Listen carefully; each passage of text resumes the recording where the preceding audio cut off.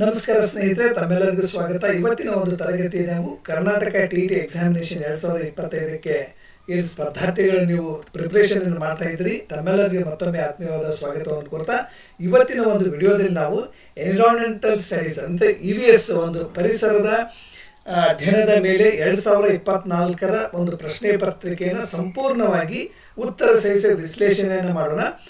ಮತ್ತು ಕನ್ನಡ ಮತ್ತು ಇಂಗ್ಲಿಷ್ ಮಾಧ್ಯಮದ ವಿದ್ಯಾರ್ಥಿಗಳಿಗಾಗಿ ನಾನು ಇಂಗ್ಲಿಷ್ ಮತ್ತು ಕನ್ನಡದಲ್ಲಿ ಎರಡೂ ಒಂದು ಭಾಷೆಯಲ್ಲಿ ಒಂದು ವಿವರಣೆಯನ್ನು ನೀಡ್ತೀನಿ. Let's look at the topic then. The first question is the SI unit of pressure is ಅಂತ ಕೇಳಿದ್ದಾರೆ. ಅಂದ್ರೆ ಇಲ್ಲಿ ಒತ್ತಡದ SI ಏಕಮಾನ ಯಾವುದು ಅಂತ ಕೇಳಿದ್ದಾರೆ. ನ್ಯೂಟನ್, ಪಾಸ್ಕಲ್, ಜೌಲ್, ಡೈನ್ ಅಂತ ಕೇಳಿದ್ದಾರೆ. ಇಲ್ಲಿ ಒಂದು ಸರಿಯಾದಂತ ಆಯ್ಕೆ ದಟ್ ಇಸ್ ಪಾಸ್ಕಲ್. ಯಾಕೆ ಅಂತ ನೋಡೋದಾದ್ರೆ ಇಲ್ಲಿ ನ್ಯೂಟನ್ ಅನ್ನುವಂಥದ್ದು ಇನ್ಕರೆಕ್ಟ್ ಇದೆ. Newton is the SI unit of force. ಅದು ಬಲದ ಏಕಮಾನ ಯಾವುದಂದ್ರೆ ನ್ಯೂಟನ್ ಆಗುತ್ತೆ. ಹಾಗಾಗಿ ಪಾಸ್ಕಲ್ ಅನ್ನುವಂಥದ್ದು ಸರಿಯಾದ ಉತ್ತರ. ಅಂಡ್ ಜೌಲ್ ಅನ್ನುವಂಥದ್ದು ಕೂಡ incorrect. Joule is the SI unit of energy. ಅಂದ್ರೆ ಅದು ಶಕ್ತಿಯ ಏಕಮಾನ ಆಗುತ್ತೆ ಅಥವಾ ಕೆಲಸ, ಎನರ್ಜಿ ಅಥವಾ ವರ್ಕಿಗೆ ನಾವು ಜೌಲ್ ಯೂಸ್ ಮಾಡ್ತೀವಿ. ಡೈನ್ ಅನ್ನುವಂಥದ್ದು CGS ಯೂನಿಟ್ ಆಫ್ ಫೋರ್ಸ್ ಅದು. ಹಾಗಾಗಿ ಅದನ್ನು ಕೂಡ ಸರಿಯಾಗೋದಿಲ್ಲ. ಇಲ್ಲಿ ಸರಿಯಾದಂಥ ಆಯ್ಕೆ ಪಾಸ್ಕಲ್ ಅನ್ನುವಂಥದ್ದು. Then let's move to the second one. ಇಲ್ಲಿ ಎರಡನೇ ಪ್ರಶ್ನೆ, ದ ರೀಸನ್ ಫಾರ್ ಲೈಟ್ನಿಂಗ್ ಅಂತ ಕೇಳಿದ್ದಾರೆ. ಅಂದ್ರೆ ಇಲ್ಲಿ ಮಿಂಚು ಉಂಟಾಗಲು ಕಾರಣವೇನು ಅಂತ ಕೇಳಿದ್ದಾರೆ. Formation of heavy black clouds, accumulation of charges, accumulation of water particles and random movement of clouds ಅಂತ ಕೇಳಿದ್ದಾರೆ. ಅಂದ್ರೆ ಇಲ್ಲಿ ಮಿಂಚು ಉಂಟಾಗಲು ಕಾರಣ ಅಂತಂದ್ರೇನು, ಅಲ್ಲಿ ಸಂಗ್ರಹವಾಗಿರತಕ್ಕಂಥ ವಿದ್ಯುತ್ ಆವೇಶಗಳು ಏನಿದಾವೆ ಅವು ಒಂದು ಮಿಂಚನ್ನು ಉಂಟು ಮಾಡಲಿಕ್ಕೆ ಕಾರಣ ಅಂತ ಹೇಳ್ಬೋದು. ಹಾಗಾಗಿ ಇಲ್ಲಿ ಎರಡನೇ ಒಂದು ಆಯ್ಕೆ ಸರಿಯಾದಂತ ಉತ್ತರ. ದಟ್ ಈಸ್ ಯಾಕೆ ನೋಡಿದ್ರೆ ಫಾರ್ಮೇಶನ್ ಆಫ್ ಹೆವಿ ಕ್ಲೌಡ್ಸ್ ಇದು ಇನ್ಕರೆಕ್ಟ್ ಇದೆ. Clouds alone do not cause lightning. ಇಲ್ಲಿ ಕೇವಲ ಮೋಡಗಳು ಏನಾಗ್ತವೆ ಅವು ಒಂದು ಲೈಟಿಂಗ್ ಅನ್ನು ಉಂಟು ಮಾಡಲಿಕ್ಕೆ ಸಾಧ್ಯ ಇಲ್ಲ.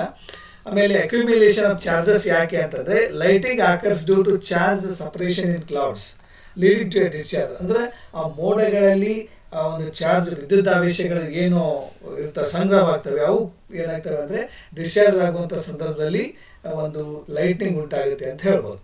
Okay, so let's move on to the third question, that is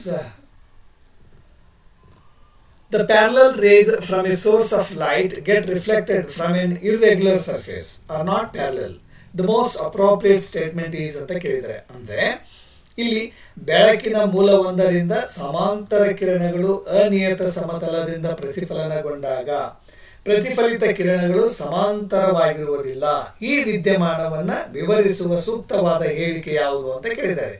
okay, ಇಲ್ಲಿ ಒಂದು ಸರಿಯಾದಂತ ನೋಡಿ, laws of reflection are not obeyed. Laws of reflection are obeyed only by smooth surfaces. It is due to the irregularities of the reflecting surface.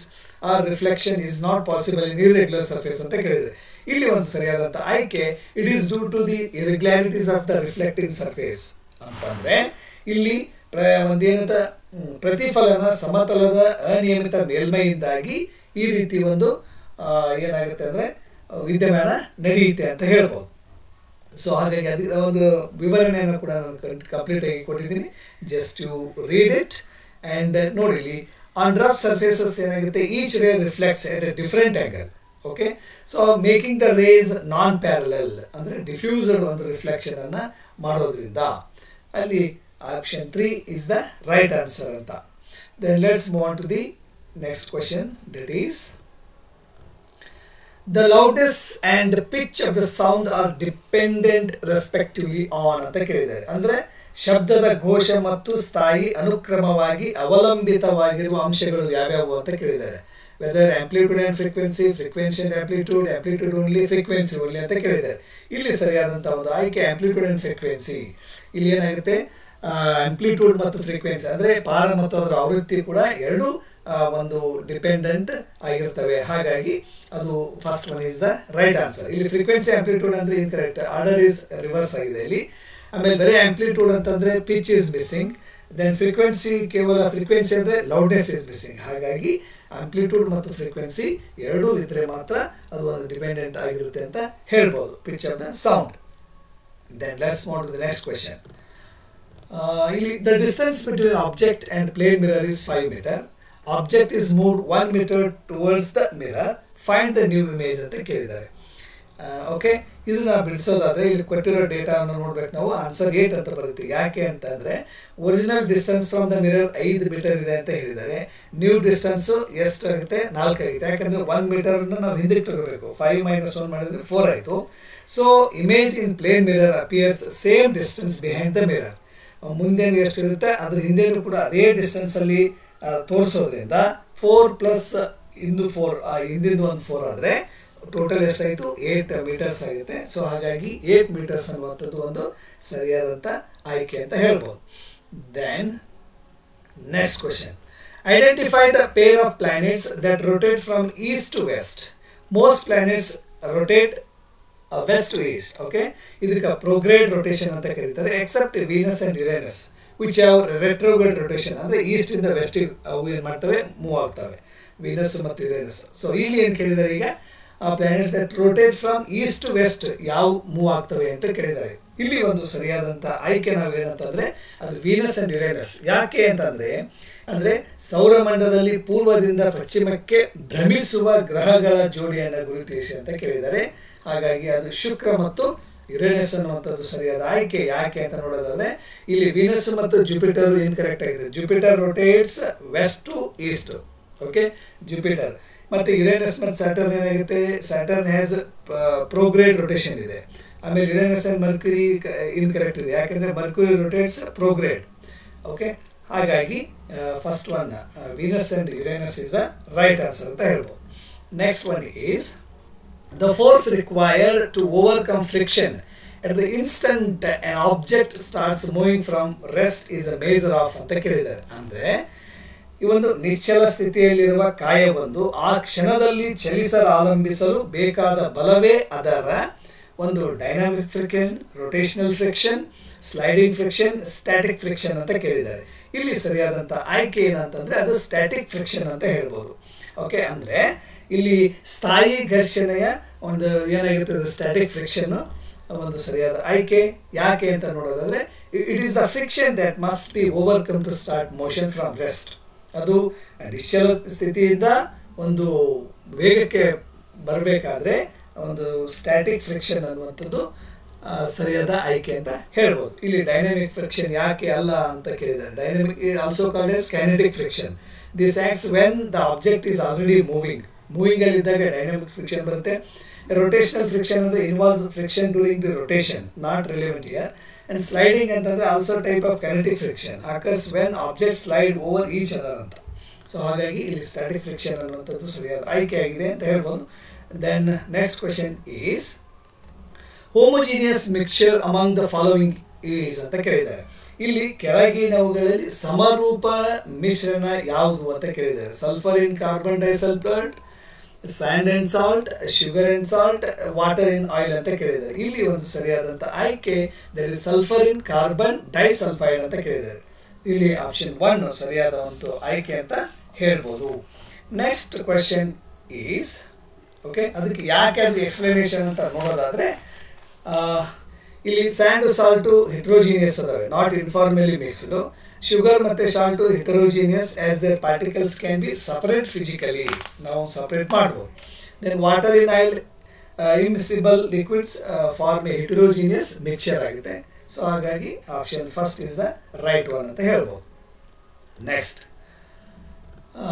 an isotope used in the treatment of cancer ಅಂದ್ರೆ cancer ಚಿಕಿತ್ಸೆಯಲ್ಲಿ ಬಳಸಲಾಗುವ ಸಮಸ್ಥಾಯಿ ಅಂತ ಕೇಳಿದ್ದಾರೆ.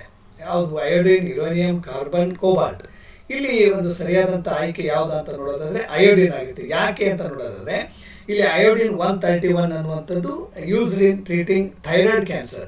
ಯಾರು thyroid cancer ಇಂದ ಬಳಲ್ತಾ ಇರ್ತಾರೆ ಅವರಿಗೆ ಟ್ರೀಟ್ ಮಾಡಲಿಕ್ಕೆ ಅಯೋಡಿನ್ 131 ಅಂತ ಯೂಸ್ ಮಾಡ್ತಾರೆ. ಈಗ ನಾವು ರೀಸೆಂಟ್ ಆಗಿ ನೋಡ್ಬೋದು, ನಮ್ಮ ಕನ್ನಡ ಚಲನಚಿತ್ರದ KGF 2 ನಲ್ಲಿ ಚಾಚಾನ್ ಪಾತ್ರ ಮಾಡಿದ್ ನೋಡಿ, ಯಾರು ವಿಕಾಸ್ ರೈ ಅನ್ನುವಂಥವ್ರು ಈ ಥೈರಾಯ್ಡ್ ಕ್ಯಾನ್ಸರ್ ಇಂದ ಬಳಲ್ತಾ ಇದ್ರು ಅವರು. ಸೊ ಹಾಗಾಗಿ ಇಲ್ಲಿ ಅಯೋಡಿನ್ 131 ಅನ್ನುವಂಥದ್ದನ್ನ ಥೈರಾಯ್ಡ್ ಕ್ಯಾನ್ಸರ್ ಅಲ್ಲಿ ಟ್ರೀಟ್ ಮಾಡಲಿಕ್ಕೆ ಯೂಸ್ ಮಾಡ್ತಾರೆ. ಆಮೇಲೆ ಯುರೇನಿಯಂ ಯಾಕೆ ಅಲ್ಲ ಅಂದ್ರೆ ಇದು ಒಂದು radioactive but not commonly use for cancer therapy ಅಂತ. But carbon not typically used in isotope for treatment ಅಂತ. ಇಲ್ಲಿ ಕೋಬಾಲ್ಟ್ ಕೂಡ ಇದನ್ನು ಕ್ಯಾನ್ಸರ್ ಟ್ರೀಟ್ಮೆಂಟ್ ಅಲ್ಲಿ ಬಳಸ್ತಾರೆ. ಓಕೆ, ಇದು ರೇಡಿಯೋಥೆರಪಿಯಲ್ಲಿ ಬಳಸ್ತಾರೆ, ಬಟ್ ಅದನ್ನು ಆಗ್ಬೋದು. ಆದರೆ ಎಕ್ಸಾಕ್ಟಾಗಿ ಇಲ್ಲಿ ಇರುವಂಥದ್ದು ಅಯೋಡಿನ್ ಅಂತ ಕೇಳಿದಾರಲ್ಲ, ಅದು ಥೈರಾಯ್ಡ್ ಒಂದು ಕ್ಯಾನ್ಸರ್ಗೆ ಆಪ್ಟ್ ಆದಂಥ ಸರಿಯಾದ ಆಯ್ಕೆ ಅಂತ ಹೇಳ್ಬೋದು. Okay, so next question is the metals that evolve hydrogen gas by reacting with a very dilute nitric acid ಅಂತ ಕೇಳಿದ್ದಾರೆ. ಇಲ್ಲಿ ಅತಿ ಸಾರಯುಕ್ತ ನೈಟ್ರಿಕ್ ಆಮ್ಲದೊಂದಿಗೆ ವರ್ತಿಸಿ ಹೈಡ್ರೋಜನ್ ಅನಿಲ ಬಿಡುಗಡೆ ಮಾಡುವ ಲೋಹಗಳು ಯಾವುವು ಅಂತ ಕೇಳಿದ್ದಾರೆ. ಇಲ್ಲಿ ಸರಿಯಾದ ಆಯ್ಕೆ ಸೋಡಿಯಂ ಮತ್ತು ಮ್ಯಾಗ್ನೀಷಿಯಂ ಅಂಡ್ ಮ್ಯಾಂಗನೀಸ್ ಅಂತ ಹೇಳ್ಬೋದು. ಅತಿ ಸಾರಯುಕ್ತ ನೈಟ್ರಿಕ್ ಆಸಿಡ್ ಜೊತೆ ರಿಯಾಕ್ಟ್ ಆಗುವಂತಹ ಮ್ಯಾಗ್ನೀಷಿಯಂ ಮತ್ತು ಮ್ಯಾಂಗನೀಸ್ ಅನ್ನುವಂಥದ್ದು ರಿಲೀಸ್ ಆಗ್ತವೆ. ಸೊ ಹಾಗಾಗಿ ಇಲ್ಲಿ ಸರಿಯಾದಂಥ ಆಯ್ಕೆ ದಟ್ ಈಸ್ ಆಪ್ಷನ್ 3. ದೆನ್ ಯಾಕೆ ಅಂತ ನೋಡೋದಾದ್ರೆ ಇಲ್ಲಿ Na ಮತ್ತು Ca too reactive and react explosively with water. ಇಲ್ಲಿ ಸೋಡಿಯಂ ಅನ್ನುವಂಥದ್ದು ನೀರಲ್ಲಿ ಹಾಕಿದಾಗ ಏನಾಗುತ್ತೆ, ಬ್ಲಾಸ್ಟ್ ಆಗಿಬಿಡುತ್ತೆ. ಇಲ್ಲಿ ಯಾರಪ್ಪ ಇದಕ್ಕೆ ಎಕ್ಸಾಂಪಲ್ ಅಂತಂದ್ರೆ ಯಾವ ಡ್ರೋನ್ ಪ್ರತಾಪ್ ಅನ್ನೋಂಥವನು ಸೋಡಿಯಂ ಒಯ್ದು ಒಂದು ಕೆರೆಯಲ್ಲಿ ಬಿಸಾಕಿದ್ದ, ಅದು ಬ್ಲಾಸ್ಟ್ ಆಗಿತ್ತು, ಅವನ ಪೊಲೀಸ್ ಅರೆಸ್ಟ್ ಮಾಡಿದ್ರು. ಸೊ ದಟ್ ಈಸ್ ಓಕೆ, ಅದು ಎಕ್ಸ್ಪ್ಲೋಸಿವ್ಲಿ ವಿತ್ ವಾಟರ್ ಇದೆ. ಹಾಗಾಗಿ ಇದನ್ನು ಕೆರೋಸಿನಲ್ಲಿ ಏನು ಮಾಡ್ತಾರೆ, ಸ್ಟೋರ್ ಮಾಡ್ತಾರೆ. ಆಮೇಲೆ Zn ಮತ್ತು Fe generally react with dilute HCl or H2SO4. Nitric acid tends to oxidise. ಅಲ್ಲಿ ಇಲ್ಲಿ Fe and Na ಯಾಕೆ ಅಂತಂದ್ರೆ sodium is too reactive and iron does not evolve hydrogen easily with nitric acid due to passivation ಅಂತ. So ಹಾಗಾಗಿ ಇಲ್ಲಿ ಸರಿಯಾದಂಥ ಆಯ್ಕೆ Mg ಮತ್ತು Mn ಅಂತ ಹೇಳ್ಬೋದು. The next question is synthetic fibre stronger then A steel wire. ಇಲ್ಲಿ ಉಕ್ಕಿನ ಒಂದು ತಂತಿಗಿಂತ ಶಕ್ತಿಶಾಲಿಯಾಗಿರುವ ಸಂಶ್ಲೇಷಿತ ಎಳೆ ಯಾವುದು ಅಂತ ಕೇಳಿದ್ದಾರೆ. Okay, rayon, nylon, polyester, acrylic. ಇಲ್ಲಿ ಸರಿಯಾದಂಥ ಆಯ್ಕೆ ನೈಲಾನ್ ಅನ್ನುವಂಥದ್ದು. ಯಾಕೆಂದ್ರೆ some types of nylon fibres are stronger than steel wire by weight ಅನ್ನುವಂಥದ್ದು. ಹಾಗಾಗಿ ಇದು ಸರಿಯಾದಂಥ ಆಯ್ಕೆ. ಮಿಕ್ಕಿರೋವು ಯಾಕಲ್ಲ ಅಂತಂದ್ರೆ ರೇಯನ್ ಅನ್ನುವಂಥದ್ದು ಒಂದು semi synthetic, not as strong. Okay, polyester ಅನ್ನುವಂಥದ್ದು strong but not as strong as nylon ಅನ್ನುವಂಥದ್ದು. Then acrylic more used in clothing, not very strong. ಹಾಗಾಗಿ ನೈಲಾನ್ ಅನ್ನುವಂಥದ್ದು ಒಂದು ಸರಿಯಾದ ಆಯ್ಕೆ ಅಂತ ಹೇಳ್ಬೋದು. Next question is the process of conversion of dead vegetation into coal. ಅಂದ್ರೆ ಇಲ್ಲಿ ಸತ್ತ ಸಸ್ಯವರ್ಗ ಕಲ್ಲಿದ್ದಲಾಗಿ ಪರಿವರ್ತನೆ ಹೊಂದುವ ಪ್ರಕ್ರಿಯೆಗೆ ನಾವೇನಂತ ಕರಿತೀವಿ ಅಂತ ಕೇಳಿದ್ದಾರೆ. ಅದಕ್ಕೆ ಸರಿಯಾದಂಥ ಉತ್ತರ ಒಂದು ಕಾರ್ಬನೈಸೇಷನ್ ಅಂತ ಆಗುತ್ತೆ.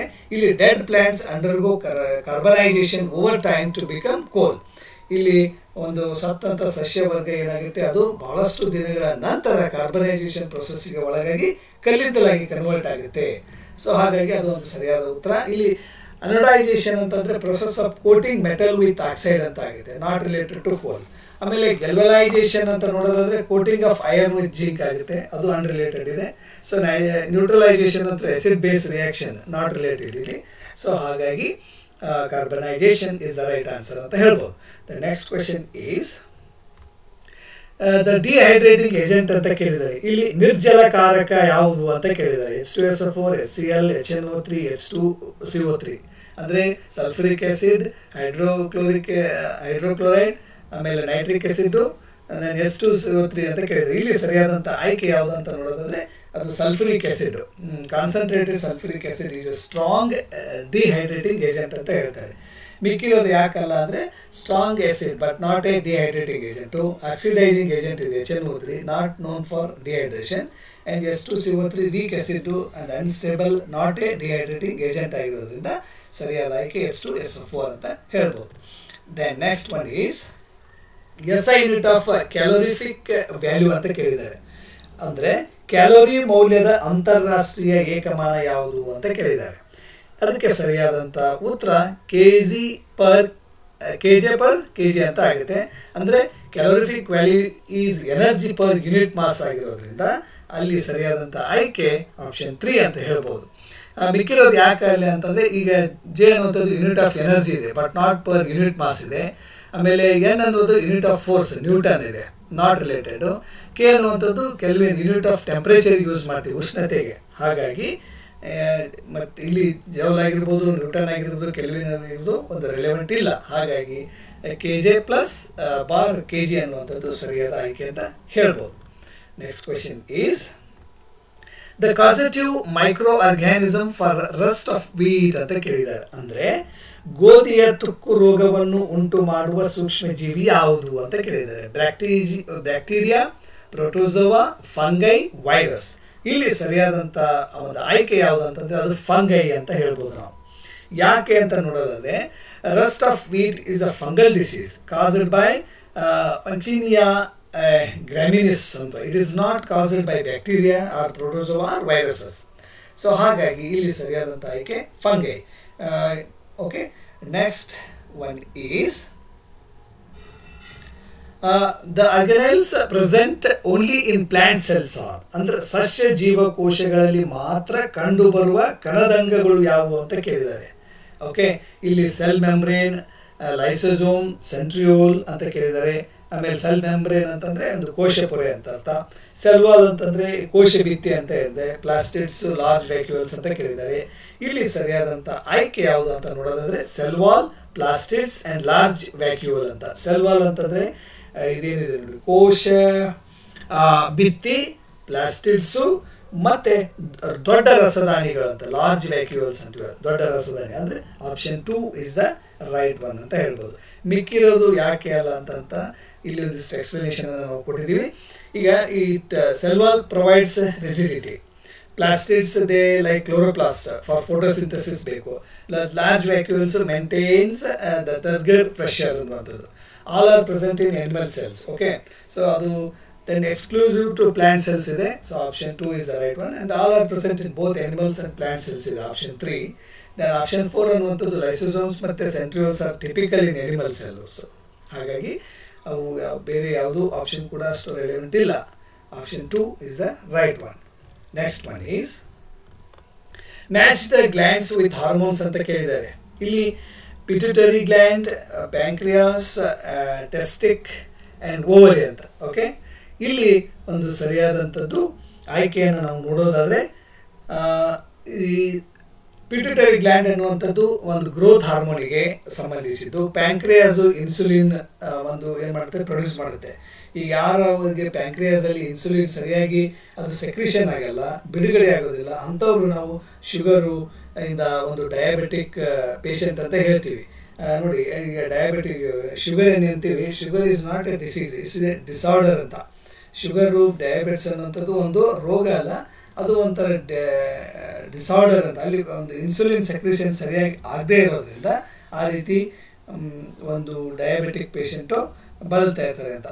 ಇಲ್ಲಿ then next one is testis ಅನ್ನುವಂಥದ್ದು ಟೆಸ್ಟೋರಾನ್ ಒಂದು ಹಾರ್ಮೋನ್ ಅನ್ನು ಬಿಡುಗಡೆ ಮಾಡುತ್ತೆ. ಓವರಿಯಲ್ಲಿ ಈಸ್ಟ್ರೋಜನ್ ಬಿಡುಗಡೆ ಆಗೋದ್ರಿಂದ ಸೊ ಇದು ಒಂದು ಸರಿಯಾದ ಆಯ್ಕೆ ಅಂತ ಹೇಳ್ಬೋದು. ಇಲ್ಲಿ 1B, 2D, 3A and 4C ಅನ್ನುವಂಥದ್ದು ಸರಿಯಾದ ಒಂದು ಆಯ್ಕೆ. Next one is read the statements and choose the correct option ಅಂತ ಕೇಳಿದ್ದಾರೆ. ಅಂದರೆ ಈ ಕೆಳಗೆಗಳನ್ನು ಓದಿ ಮತ್ತು ಇವುಗಳಲ್ಲಿ ಸರಿಯಾದ ಹೇಳಿಕೆಗಳನ್ನು ಆಯ್ಕೆ ಮಾಡಿ ಅಂತ ಕೇಳಿದ್ದಾರೆ. ಅಂದರೆ fertilisers does not provide any humus to the soil. ಅಂದರೆ ರಸಗೊಬ್ಬರಗಳು ಯಾವುದೇ ರೀತಿಯ ಹ್ಯೂಮಸ್ ಅನ್ನು ಮಣ್ಣಿಗೆ ಒದಗಿಸುವುದಿಲ್ಲ ಅಂತ ಫಸ್ಟ್ ಸ್ಟೇಟ್ಮೆಂಟ್ ಇದೆ. ಎರಡನೇ ಸ್ಟೇಟ್ಮೆಂಟ್ ಏನಿದೆ, manure is relatively less rich in plant nutrients ಅಂತ ಇದೆ. ಅಂದರೆ ಸಾಪೇಕ್ಷವಾಗಿ ಸಾವಯವ ಗೊಬ್ಬರವು ಸಸ್ಯ ಪೋಷಕಗಳನ್ನು ಕಡಿಮೆ ಪ್ರಮಾಣದಲ್ಲಿ ಹೊಂದಿವೆ ಅಂತ ಕೊಟ್ಟಿದ್ದಾರೆ. ಸೊ ಇಲ್ಲಿ ಯಾವ ಒಂದು ಕೊಟ್ಟಿರೋ ಆಯ್ಕೆ ಸರಿಯಾಗಿದೆ ಅಂತ ಹೇಳಿದರೆ ಇಲ್ಲಿ ಸರಿಯಾದಂಥ ಆಯ್ಕೆ ಯಾವುದು ಅಂತಂದರೆ that is option 3. Both statement 1 and 2 are correct ಅಂತ. ಕೊಟ್ಟಿರೋ ಎರಡು ಹೇಳಿಕೆಗಳು ಸರಿಯಾಗಿವೆ ಅಂತ. ಯಾಕೆ ಅಂತ ನೋಡೋದಾದರೆ ಇಲ್ಲಿ statement 1 is correct. Fertilisers are chemical based and do not add humus or organic matter. Fertilisers ಅಂದರೆ ಇಲ್ಲಿ ರಾಸಾಯನಿಕ ವಸ್ತುಗಳಿಂದ ಮಾಡಲ್ಪಟ್ಟಿರೋದ್ರಿಂದ ಅವುಗಳ ಮಣ್ಣಿಗೆ ಯಾವುದೋ ಒಂದು ಹೆಚ್ಚಿನ ಹ್ಯೂಮಸ್ಸನ್ನು ಒದಗಿಸೋದಿಲ್ಲ. ಅದು ಸರಿ. ಆಮೇಲೆ ಸ್ಟೇಟ್ಮೆಂಟ್ 2 ನಲ್ಲಿ ಏನಿದೆ, ಇದು manure contains nutrients in smaller quantities compared to the chemical fertiliser. ನಾವು ಒಂದು ನ್ಯಾಚುರಲ್ ಗೊಬ್ಬರವನ್ನು ಹಾಕಿದಾಗ ಅದು ಕೆಮಿಕಲ್ ಫರ್ಟಿಲೈಸರ್ಗಿಂತ ಕಡಿಮೆ ರೀತಿಯ ಒಂದು ಕ್ವಾಂಟಿಟಿಯಲ್ಲಿ ಒಂದೇನು ಹೊಂದಿರುತ್ತೆ, ಈ ನ್ಯೂಟ್ರಿಯೆಂಟ್ಸನ್ನು ಹೊಂದಿರುತ್ತೆ. ಸೊ ಹಾಗಾಗಿ ಸ್ಟೇಟ್ಮೆಂಟ್ 2 ಕೂಡ ಕರೆಕ್ಟ್ ಇದೆ. ಹಾಗೆ ಕೊಟ್ಟಿರೋ ಹೇಳಿಕೆ 1 ಮತ್ತು ಹೇಳಿಕೆ 2 ಸರಿಯಾಗಿದೆ ಅಂತ ಹೇಳ್ಬೋದು. Next one is the correct group of organisms showing internal fertilisation ಅಂತ. ಅಂದರೆ ಈ ಕೆಳಗಿನವುಗಳಲ್ಲಿ ಆಂತರಿಕ ನಿಷೇಚನ ಕಂಡುಬರುವ ಜೀವಿಗಳ ಗುಂಪು ಅಂತ ಕೇಳಿದ್ದಾರೆ. ಅಂದರೆ ಹ್ಯಾಂಡ್ಸ್, ಕೌಸ್, ಡಾಗ್ಸ್, ಓಕೆ, ಇದ್ರೆ ಕೋಳಿಗಳು, ಹಸುಗಳು, ನಾಯಿಗಳು, ಓಕೆ, ಮಾನವರು, ಮೀನುಗಳು, ಕಪ್ಪೆಗಳು, ಆಮೇಲೆ ಕೋಳಿಗಳು, ಕಪ್ಪೆಗಳು, ಮೀನುಗಳು, ಹಸುಗಳು, ಮೀನುಗಳು, ಮಾನವರು ಅಂತ ಕೇಳಿದ್ದಾರೆ. ಇಲ್ಲಿ ಸರಿಯಾದಂಥ ಆಯ್ಕೆ ಯಾವುದು ಅಂತ ನೋಡೋದಾದ್ರೆ ಹ್ಯಾಂಡ್ಸ್, ಕೌಸ್ ಅಂಡ್ ಡಾಗ್ಸ್. ಇಲ್ಲಿ ಕೋಳಿಗಳು ಮತ್ತು ಹಸುಗಳು ಮತ್ತು ನಾಯಿಗಳು ಒಂದು ಇಂಟರ್ನಲ್ ಫರ್ಟೈಲೈಸೇಷನ್ ಹೋಗ್ತವೆ. ಯಾಕೆ ಅಂತ ನೋಡೋದಾದ್ರೆ humans, fishes, frogs incorrect. Many fishes and frogs exhibit external fertilisation ಆಗಿದೆ. ಕೆಲವೊಂದಿಷ್ಟು ಫ್ರಾಗ್ಗಳಲ್ಲಿ ಮತ್ತೆ ಫಿಶ್ಗಳಲ್ಲಿ ಎಕ್ಸ್ಟರ್ನಲ್ ಏನಾಗುತ್ತೆ ಫರ್ಟಿಲೈಸೇಷನ್. ಹ್ಯಾಂಡ್ಸ್, ಫ್ರಾಗ್ಸ್, ಫಿಶಸ್ ಅದು incorrect. Frogs and many fishes have external fertilisation. And cows, fishes, humans ಅದು ಕೂಡ ಇನ್ಕರೆಕ್ಟ್ ಆಯ್ತು. ಯಾಕೆ ಫಿಶ್ ಅನ್ನುವಂಥದ್ದು generally shows external fertilisation. So ಹಾಗಾಗಿ ಇಲ್ಲಿ ಸರಿಯಾದಂಥ ಆಯ್ಕೆ ಫಸ್ಟ್ ಒನ್ ಅಂತ ಹೇಳ್ಬೋದು. Then next question is deforestation leads to ಅಂತ ಕೇಳಿದ್ದಾರೆ. ಅರಣ್ಯ ನಾಶದಿಂದ ಏನಾಗುತ್ತೆ? Decreased carbon dioxide amount in the atmosphere, increased underground water level, causes imbalance in nature, decreased global warming. ಅಂದರೆ ಕಾರ್ಬನ್ ಡೈಆಕ್ಸೈಡ್ ಪ್ರಮಾಣ ವಾತಾವರಣದಲ್ಲಿ ಕಡಿಮೆಯಾಗುತ್ತದೆ, ಅಂತರ್ಜಲದ ಮಟ್ಟ ಹೆಚ್ಚಾಗುತ್ತದೆ, ಪರಿಸರದಲ್ಲಿ ಅಸಮತೋಲನ ಉಂಟಾಗುತ್ತದೆ, ಜಾಗತಿಕ ತಾಪ ಕಡಿಮೆ ಆಗುತ್ತದೆ ಅಂತ ಕೇಳಿದ್ದಾರೆ.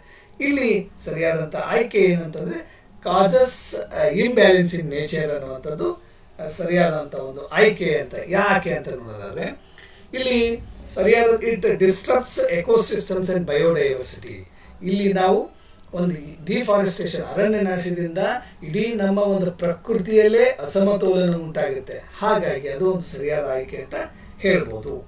Next question is the correct sequence of flow of urine in human excretory system ಅಂತ ಕೇಳಿದೆ. ಅಂದರೆ ಮಾನವನ ವಿಸರ್ಜನಾಂಗ ಯುವದಲ್ಲಿ ಮೂತ್ರ ಹರಿಯುವ ಸರಿಯಾದ ಅನುಕ್ರಮಣಿಕೆ ಅಂತ ಕೇಳಿದ್ದಾರೆ.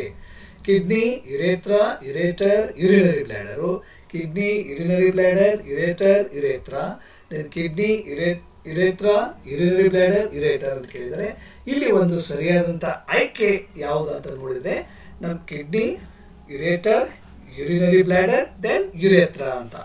ಓಕೆ, ಅದು ಒಂದು ಸರಿಯಾದಂಥ ಆಯ್ಕೆ ಆಪ್ಷನ್ 4 ಅನ್ನುತ್ತದೆ. ಅಂದರೆ ಮೂತ್ರಜನಕಾಂಗ, ಮೂತ್ರನಾಳ, ಮೂತ್ರಕೋಶ ಮತ್ತು ಯುರೇತ್ರಾ ಮೂಲಕ ಇದು ಒಂದು ಸರಿಯಾದಂಥ ಒಂದು ವಿಸರ್ಜನಾಂಗ, ಸರಿಯಾದ ಅನುಕ್ರಮಣಿಕೆ ಅಂತ ಹೇಳ್ಬೋದು. ಯಾಕೆ ಅನ್ನೋದು ಒಂದು ಎಕ್ಸ್ಪ್ಲನೇಷನ್ ಇಲ್ಲಿದೆ. ಸೊ ಹಾಗಾಗಿ option 4 is the right answer. Next one is in herbivorous animals cellulose gets digested in ಅಂತ ಕೇಳಿದ್ದಾರೆ. ಓಕೆ, ಸಸ್ಯಾಹಾರಿ ಪ್ರಾಣಿಗಳಲ್ಲಿ ಸೆಲ್ಯುಲೋಸ್ ಜೀರ್ಣವಾಗುವುದು ಎಲ್ಲಿ ಅಂತ ಕೇಳಿದ್ದಾರೆ. ಇಲ್ಲಿ rumen, caecum, stomach, oesophagus, large intestine, oesophagus, small intestine, mouth ಅಂತ ಕೇಳಿದ್ದಾರೆ. ಇಲ್ಲಿ ಸರಿಯಾದಂಥ ಆಯ್ಕೆ ಯಾವುದು ಅಂತ ನೋಡೋದಾದ್ರೆ ಅದು ಫಸ್ಟ್ ಒನ್ ರುಮೇನ್ ಮತ್ತು ಸೀಕಮ್ ಅನ್ನುವಂಥದ್ದು ಸರಿಯಾದ ಆಯ್ಕೆ ಆಗುತ್ತೆ. ಓಕೆ, ಸೊ ಯಾಕೆ ಅಂತ ನೋಡೋದಾದ್ರೆ ಇಲ್ಲಿ stomach, oesophagus these are not involved in cellulose digestion ಇದೆ. ಆಮೇಲೆ ಲಾರ್ಜ್ ಇಂಟೆಸ್ಟೈನ್, ಈಸೋಫ್ಯಾಗಸ್ ಅಂದರೆ ಅದನ್ನು ಇನ್ಕರೆಕ್ಟ್ ಇದೆ. Oesophagus has no role in digestion. Small intestine, mouth ಅದನ್ನು incorrect. Cellulose is not digested in the mouth. Okay, ಹಾಗಾಗಿ rumen ಮತ್ತು ಸೀಕಮ್ ಅನ್ನುವಂಥದ್ದು ಒಂದು ಸರಿಯಾದ ಆಯ್ಕೆ ಅಂತ ಹೇಳ್ಬೋದು. Next question is the tools that minimise the distance between learner, teacher and resources. Okay, ಇದು ಒಂದು ಪೆಡಗಾಗಿ ಮೇಲೆ, ಬೋಧನಾ ವಿಧಾನದ ಮೇಲೆ ಇರೋ ಒಂದು ಪ್ರಶ್ನೆ ಇರೋದ್ರಿಂದ ವಿದ್ಯಾರ್ಥಿ, ಬೋಧಕ ಮತ್ತು ಸಂಪನ್ಮೂಲಗಳ ನಡುವಿನ ಅಂತರವನ್ನು ಕಡಿಮೆ ಮಾಡುವ ಸಾಧನಗಳು ಯಾವುವು ಅಂತ ಕೇಳಿದ್ದಾರೆ. Question banks, learning material, book and library, technology and software, library and staff room ಅಂತ ಕೇಳಿದ್ದಾರೆ. ಇಲ್ಲಿ ಸರಿಯಾದಂಥ ಆಯ್ಕೆ ಯಾವುದು ಅಂತಂದರೆ ಟೆಕ್ನಾಲಜಿ ಮತ್ತು ಸಾಫ್ಟ್ವೇರ್ ಅನ್ನುವಂಥದ್ದು. ಅಂದರೆ ತಂತ್ರಜ್ಞಾನ ಮತ್ತು ತಂತ್ರಾಂಶ ಅನ್ನುವಂಥದ್ದು ಒಂದು distance between learner and teacher ಅನ್ನುವಂಥದ್ದು ಕಡಿಮೆ ಮಾಡುತ್ತೆ. ಅಲ್ಲಿ ಶಿಕ್ಷಕ ಮತ್ತು ವಿದ್ಯಾರ್ಥಿ ನಡುವೆ ಒಂದು ಡಿಸ್ಟೆನ್ಸನ್ನು, ಗ್ಯಾಪನ್ನು ಕಡಿಮೆ ಮಾಡುವಂಥದ್ದು ಟೆಕ್ನಾಲಜಿ ಆ್ಯಂಡ್ ಸಾಫ್ಟ್ವೇರ್ ಅಂತ. ಓಕೆ, ಸೊ ಯಾಕೆ ಇದು ಒಂದು option first one partially correct ಇದೆ. Okay, they help but not effectively as technology. Book and library helpful but they don't minimise the distance. Library ಮತ್ತು ಸ್ಟಾಫ್ ರೂಮ್ ಇನ್ಕರೆಕ್ಟ್ ಇದೆ. ಯಾಕೆಂತಂದರೆ they do not directly help learners access teachers resources instantly ಅಂತ ಇದೆ. So ಹಾಗಾಗಿ Option 3 is the right one. Next question is the best approach that develops both academic and social skills in an integrated manner ಅಂತ ಕೇಳಿದ್ದಾರೆ.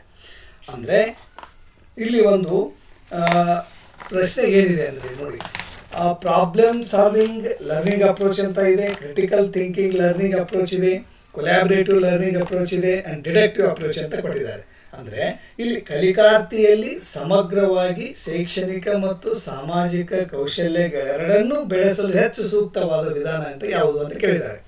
ಹಾಗಾಗಿ ಸರಿಯಾದಂಥ ಆಯ್ಕೆ that is ಕೊಲ್ಯಾಬರೇಟಿವ್ learning approach ಅನ್ನುವಂಥದ್ದು. ಅಂದರೆ ಕೊಲ್ಯಾಬರೇಟಿವ್ ಅಂತಂದ್ರೆ ಒಂದು ಸಹಭಾಗಿತ್ವ ಕಲಿಕಾ ವಿಧಾನ ಅಂತ.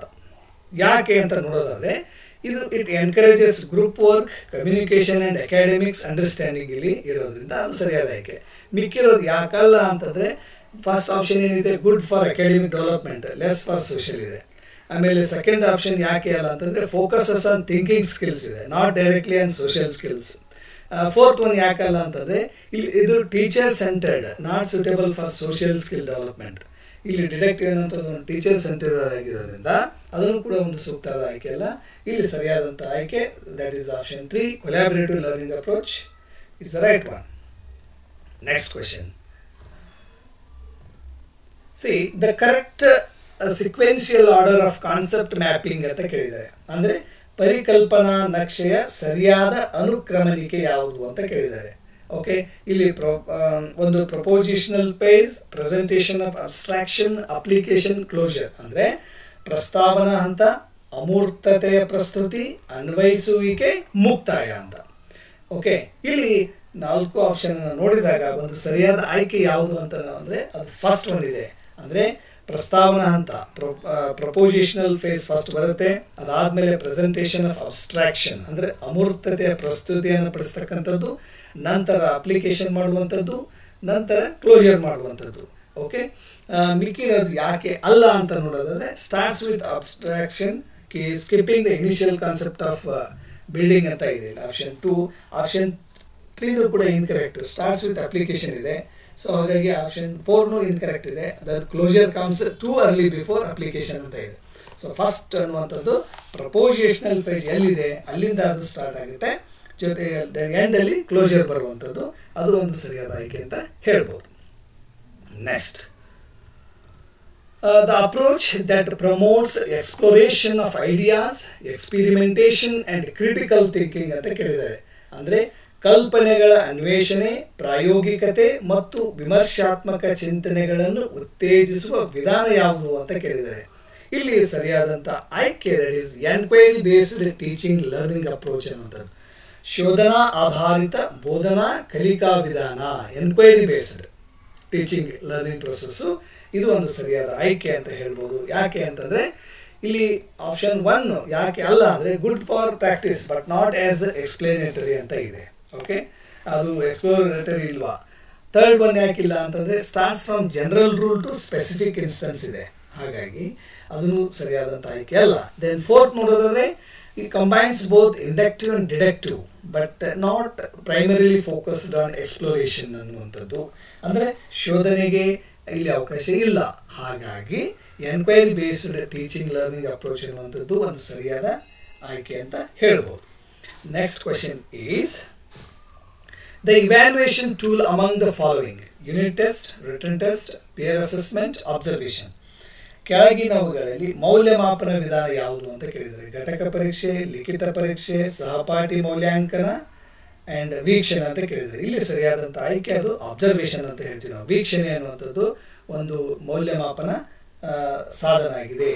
ಯಾಕೆ ಅಂತ ನೋಡಿದ್ರೆ ಈ ಯೂನಿಟ್ ಟೆಸ್ಟ್ ಏನಾಗುತ್ತೆ summative, not to like in real time ಅಂತದ್ದು. ರಿಟರ್ನ್ ಎಕ್ಸಾಮ್ ಆಲ್ಸೋ ಸಮೇಟಿವ್ ಇದೆ. ಪೇರ್ ಅಸೆಸ್ಮೆಂಟ್ ಅಂದರೆ ಒಂದು ಸಹಪಾಠಿ ಮೌಲ್ಯಾಂಕನ ಅಂತೀವಲ್ಲ, good method but not a direct valuation tool used by teacher ಅನ್ನುವಂಥದ್ದು. ಹಾಗಾಗಿ ಅಬ್ಸರ್ವೇಷನ್ ಅನ್ನುವಂಥದ್ದು ಒಂದು ಮೌಲ್ಯಮಾಪನದ ಸಾಧನ ಅಂತ ನಾವು ಹೇಳ್ಬೋದು. Next one is an attitude of mind which calls logical thinking, discussion, argument and analysis to avoid bias and preconceived notions ಅಂತ. ಅಂದರೆ ತಾರ್ಕಿಕ ಚಿಂತನೆ, ಚರ್ಚೆ, ವಾದ, ವಿಶ್ಲೇಷಣೆಗಳ ಮೂಲಕ ಪಕ್ಷಪಾತ ಹಾಗೂ ಪೂರ್ವಾಗ್ರಹ ಪೀಡಿತ ದೃಷ್ಟಿಕೋನವನ್ನು ನಿಗ್ರಹಿಸುವ ಮತ್ತು ನಿರ್ದಿಷ್ಟ ರೀತಿಯಲ್ಲಿ ಯೋಚಿಸುವ ನಿರ್ದಿಷ್ಟ ವರ್ತನಾ ವಿನ್ಯಾಸದ ಮನೋವೃತ್ತಿಯು ಯಾವುದು ಅಂತ ಕೇಳಿದರೆ ವೈಜ್ಞಾನಿಕ ವೀಕ್ಷಣೆ, ದಟ್ ಈಸ್ ಸೈಂಟಿಫಿಕ್ ಅಬ್ಸರ್ವೇಷನ್, ವೈಜ್ಞಾನಿಕ ಗ್ರಹಣ ಶಕ್ತಿ, ಸೈಂಟಿಫಿಕ್ ಪರ್ಸೆಪ್ಷನ್, ಆಮೇಲೆ ವೈಜ್ಞಾನಿಕ ಮನೋಭಾವ, ಸೈಂಟಿಫಿಕ್ ಟೆಂಪರ್, ಆಮೇಲೆ ಸೈಂಟಿಫಿಕ್ ಅಟಿಟ್ಯೂಡ್ ಅಂದರೆ ವೈಜ್ಞಾನಿಕ ಮನೋವೃತ್ತಿ ಅಂತ ಕೇಳಿದರೆ ಇಲ್ಲಿ ಸರಿಯಾದಂಥ ಆಯ್ಕೆ ಯಾವುದು ಅಂದರೆ ಸೈಂಟಿಫಿಕ್ ಅಟಿಟ್ಯೂಡ್ ಅನ್ನುವಂಥದ್ದು. ಅಂದರೆ ದಟ್ ಈಸ್ ವೈಜ್ಞಾನಿಕ ಮನೋವೃತ್ತಿ ಅನ್ನುವಂಥದ್ದು ಸರಿಯಾದ ಉತ್ತರ. ಯಾಕೆ ಅಂತ ನೋಡಿದರೆ ಅಬ್ಸರ್ವೇಷನಲ್ಲಿ ಏನಾಗುತ್ತೆ, ಜಸ್ಟ್ ನೋಟಿಸಿಂಗ್ ಥಿಂಗ್ಸ್ ಅಂತ ಬರುತ್ತೆ, ನಾಟ್ ಅ ಮೈಂಡ್ ಸೆಟ್. ಅದು ಪರ್ಸೆಪ್ಷನಲ್ಲಿ ಏನಾಗುತ್ತೆ, interpretation of what is observed. ನಾವು ಏನನ್ನ ನೋಡಿರ್ತೀವಿ ಅದನ್ನು ಮತ್ತೆ ವಿಶ್ಲೇಷಣೆ ಮಾಡ್ತಾ ಹೋಗ್ತೀವಿ, still not a guiding attitude. ಅದು ಇನ್ ಟೆಂಪರ್, ಸೈಂಟಿಫಿಕ್ ಟೆಂಪರ್ ಯಾಕೆ ಅಲ್ಲ ಅಂದರೆ ಅದು partially correct, but more about disposition then the full outlook ಅಂತ ಆಗಿದೆ. ಹಾಗಾಗಿ ಇಲ್ಲಿ scientific attitude option 4 is the right one ಅಂತ ಹೇಳ್ಬೋದು. Next one is the group comprising sub categories of the cognitive process analysing ಅಂತ ಕೇಳಿದ್ರೆ ಅಂದರೆ ವಿಶ್ಲೇಷಣೆ. ಈ ಜ್ಞಾನಾತ್ಮಕ ಪ್ರಕ್ರಿಯೆಯ ಉಪವಿಭಾಗಗಳನ್ನು ಒಳಗೊಂಡ ಗುಂಪು ಯಾವುದು ಅಂತ ಕೇಳಿದ್ದಾರೆ. ಜನರೇಟಿಂಗ್, ಪ್ಲಾನಿಂಗ್, ಪ್ರೊಡ್ಯೂಸಿಂಗ್ ಅಂದರೆ ಸೃಷ್ಟಿಸುವುದು, ಯೋಜಿಸುವುದು, ಉತ್ಪಾದಿಸುವುದು. ಆಮೇಲೆ ಡಿಫರೆನ್ಸಿಯೇಟಿಂಗ್, ಆರ್ಗನೈಸಿಂಗ್, ಅಟ್ರಿಬ್ಯೂಟಿಂಗ್ ಅಂದರೆ ವ್ಯತ್ಯಾಸಿಸುವುದು, ವ್ಯವಸ್ಥಿತಗೊಳಿಸುವುದು, ಆಮೇಲೆ ಲಾಕ್ಷಣಿಸುವಂಥದ್ದು. ಆ್ಯಂಡ್ ರಿಕಗ್ನೈಸಿಂಗ್, ರಿಕಾಲಿಂಗ್, ಫೈಂಡಿಂಗ್ ಅಂದರೆ ಗುರುತಿಸುವಂಥದ್ದು, ಸ್ಮರಿಸುವಂಥದ್ದು, ಕಂಡುಹಿಡಿಯುವುದಿದೆ. ಆಮೇಲೆ ಆಪ್ಷನ್ 4 ಏನಿದೆ, ಒಂದು ಇಂಟರ್ಪ್ರಿಟೇಟಿಂಗ್ ಅಂದರೆ ಅರ್ಥ ವಿವರಣೆ ಮಾಡುವಂಥದ್ದು, ಕ್ಲಾಸಿಫೈಯಿಂಗ್ ಅಂದರೆ ವರ್ಗೀಕರಿಸುವಂಥದ್ದು, ಸಮರೈಸಿಂಗ್ ಅಂದರೆ ಒಂದು ಸಾರಾಂಶೀಕರಿಸುವಂಥದ್ದು ಇದೆ. ಇಲ್ಲಿ ಸರಿಯಾದಂಥ ಆಯ್ಕೆ ಯಾವುದಂತ ನೋಡೋದಾದರೆ ಅದು ಡಿಫರೆನ್ಸಿಯೇಟಿಂಗ್, ಆರ್ಗನೈಸಿಂಗ್, ಅಟ್ರಿಬ್ಯೂಟಿಂಗ್ ಅಂತ ಆಗಿದೆ. ಅಂದರೆ ವ್ಯತ್ಯಾಸಿಸುವುದು, ವ್ಯವಸ್ಥಿತಗೊಳಿಸುವುದು ಮತ್ತು ಲಾಕ್ಷಣಿಸುವ ಅನ್ನುವಂಥದ್ದು ಸರಿಯಾದ ಆಯ್ಕೆ ಆಗಿರೋದ್ರಿಂದ option 2 is the right one. ಯಾಕೆ ಅದರ ಒಂದು ಎಕ್ಸ್ಪ್ಲನೇಷನ್ ಎಲ್ಲ ಇಲ್ಲಿ ಕೊಟ್ಟಿದ್ದೀವಿ, just you go through it. Okay, then last question is the cognitive process where the value of ideas is judged by applying standards and criteria ಅಂತ ಕೇಳಿದ್ದಾರೆ. ಅಂದರೆ ನಿರ್ದಿಷ್ಟ ಮಾನ ಮತ್ತು ಪ್ರಮಾಣೀಕರಣಗಳನ್ನು ಬೆಳೆಸಿ ಮತ್ತು ಅನ್ವಯಿಸಿ ಕಲ್ಪನೆಗಳು, ವಸ್ತುಗಳು ಮತ್ತು ವಿಧಾನಗಳ ಮೌಲ್ಯವನ್ನು ನಿರ್ಣಯಿಸುವ ಜ್ಞಾನಾತ್ಮಕ ಪ್ರಕ್ರಿಯೆ ಯಾವುದು ಅಂತ ಕೇಳಿದ್ದಾರೆ. Whether it's applying, creating, analysing, evaluating. ಅಂದರೆ ಅಪ್ಲೈಯಿಂಗ್ ಅಂದ್ರೆ ಏನು, ಅನ್ವಯಿಸೋದು. ಕ್ರಿಯೇಟಿಂಗ್ ಅಂದರೆ ಸೃಜಿಸುವಂಥದ್ದು, ಅನಲೈಸಿಂಗ್ ಅಂದರೆ ವಿಶ್ಲೇಷಿಸುವಂಥದ್ದು, ದೆನ್ ಇವ್ಯಾಲ್ಯೂಯೇಟಿಂಗ್ ಅಂದರೆ ಮೌಲ್ಯೀಕರಿಸುವಂಥದ್ದು. ಇಲ್ಲಿ ಸರಿಯಾದಂಥ ಆಯ್ಕೆ ಯಾವುದು ಅಂತ ನೋಡಿದ್ರೆ ಇವ್ಯಾಲ್ಯೂಯೇಟಿಂಗ್ ಅಂತ ಆಗುತ್ತೆ. ಯಾಕೆ ಅಂತ ನೋಡಿದರೆ evaluating is about making judgements based on criteria. ಇಲ್ಲಿ ನಾವು ಯಾವುದಾದ್ರೂ ಒಂದು ಕಲಿಕೆಯ ಮಾಡೋದಾದರೆ ಒಂದು ಇವ್ಯಾಲ್ಯೂಯೇಷನ್, ಅದನ್ನು ಮೌಲ್ಯಮಾಪನ ಮಾಡಿದ ನಂತರ ನಾವು ಒಂದು ನಿರ್ಧಾರಕ್ಕೆ ಬರ್ತೀವಿ. ಓಕೆ, ಹಾಗಾಗಿ ಇವ್ಯಾಲ್ಯೂಯೇಟಿಂಗ್ ಅನ್ನೋದು ಸರಿಯಾದಂಥದ್ದು. ಇಲ್ಲಿ ಅಪ್ಲೈಯಿಂಗ್ ಅಂದರೆ ಯೂಸಿಂಗ್ ನೋನ್ ಪ್ರೊಸೀಜರ್ಸ್, ಅಂದರೆ ನಾನು ಗೊತ್ತಿರೋ ಜ್ಞಾನವನ್ನು ನಾನು ಇನ್ನೊಂದು ಕಡೆ ಅಪ್ಲೈ ಮಾಡ್ತೀನಿ, ಹೌದಾ. ಕ್ರಿಯೇಟಿಂಗ್ ಅಂದರೆ ಪ್ರೊಡ್ಯೂಸಿಂಗ್ ನ್ಯೂ ಐಡಿಯಾಸ್, ಇಲ್ಲಿ ಹೊಸ ಒಂದು ವಿಚಾರಗಳನ್ನು ಕ್ರಿಯೇಟ್ ಮಾಡುವಂಥದ್ದು. ಎನಲೈಸಿಂಗ್ ಅಂದರೆ ಬ್ರೇಕಿಂಗ್ ಡೌನ್ ಮೆಟೀರಿಯಲ್, ಅಂದರೆ ಅದನ್ನು ವಿಶ್ಲೇಷಣೆ ಮಾಡ್ತಾ ಹೋಗ್ತೀವಿ. ಸೊ ಹಾಗಾಗಿ ಇಲ್ಲಿ ಇವ್ಯಾಲ್ಯೂಯೇಟಿಂಗ್ ಅಂದರೆ ಮೌಲ್ಯೀಕರಿಸುವಂಥದ್ದು ಸರಿಯಾದ ಆಯ್ಕೆ ಆಗಿರೋದ್ರಿಂದ that is a right answer. So ಇದಿಷ್ಟು ಸ್ನೇಹಿತರೆ 2024 ಪರಿಸರ ಅಧ್ಯಯನದ ಒಂದು ಪ್ರಶ್ನೆ ಪತ್ರಿಕೆಯನ್ನು ಸಂಪೂರ್ಣವಾದಂಥ ಒಂದು ವಿಶ್ಲೇಷಣೆಯೊಂದಿಗೆ ನಾನು ನಿಮಗೆ ಇವತ್ತು ತಲುಪಿಸಿದ್ದೀನಿ. ಸ್ನೇಹಿತರೆ, ಈ ವಿಡಿಯೋ ಇಷ್ಟ ಆದರೆ ಪ್ಲೀಸ್ ಸಬ್ಸ್ಕ್ರೈಬ್ ಮಾಡಿ, ಲೈಕ್ ಮಾಡಿ, ಕಮೆಂಟ್ ಮಾಡಿ, ಶೇರ್ ಮಾಡಿ. ಆ್ಯಂಡ್ ಇನ್ನೂ ಹೆಚ್ಚಿನ ಒಂದು ವಿಡಿಯೋಗಾಗಿ ಸಬ್ಸ್ಕ್ರೈಬ್ ಮಾಡಿ. Till then, take care. Thank you.